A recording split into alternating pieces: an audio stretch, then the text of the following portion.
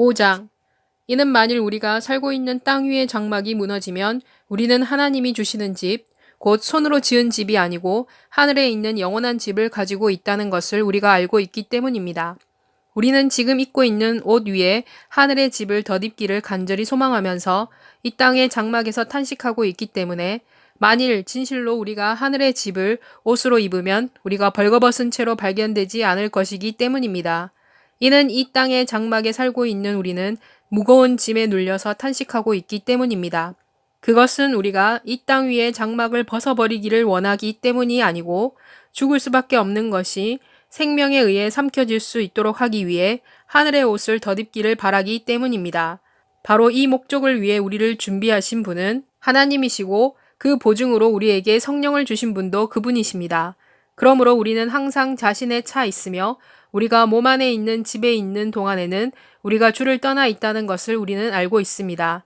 이는 우리가 믿음으로 살고 보는 것으로 살지 않기 때문입니다. 우리는 자신의 차에 있으며 몸을 떠나서 주님과 함께 있는 것을 더 좋아합니다. 그러므로 우리가 우리 몸 안에 있는 집에 있든지 집을 떠나 있든지 우리는 주님을 기쁘게 해드리는 것을 우리의 목표로 삼아야 합니다.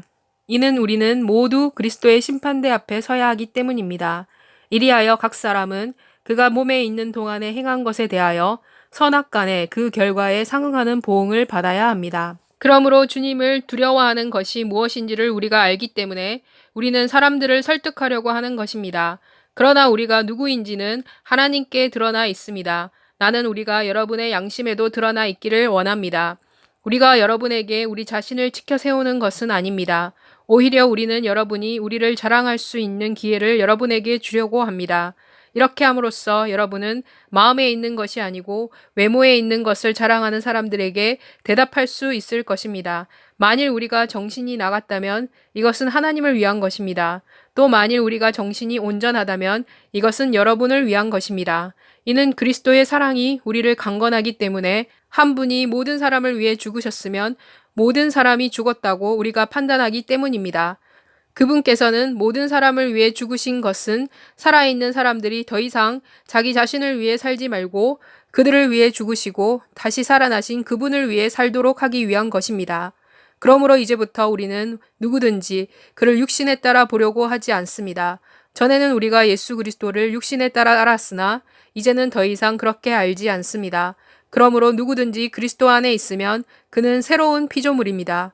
옛것들은 지나갔으니 보십시오. 모든 것이 새롭게 되었습니다. 그리고 이 모든 것은 하나님에게서 왔습니다. 하나님께서는 그리스도를 통해서 우리를 그분과 화해하게 하셨으며 또한 화해의 직분을 우리에게 주셨습니다. 곧 하나님께서는 그리스도 안에서 세상을 그분과 화해하도록 하셨으며 사람들의 죄를 그들의 죄로 돌리지 아니하시고 화해의 말씀을 우리에게 맡기셨습니다. 그러므로 우리는 그리스도를 위한 대사입니다. 하나님께서 우리를 통해 권고하십니다. 그러므로 우리는 그리스도를 대신해서 여러분에게 이렇게 권고합니다. 하나님과 화해하십시오. 이는 하나님께서는 이 죄를 알지 못하신 분에게 우리를 대신하여 죄를 지우셨기 때문입니다. 이렇게 함으로써 그분 안에서 우리는 하나님의 의가 될 수 있게 되었습니다.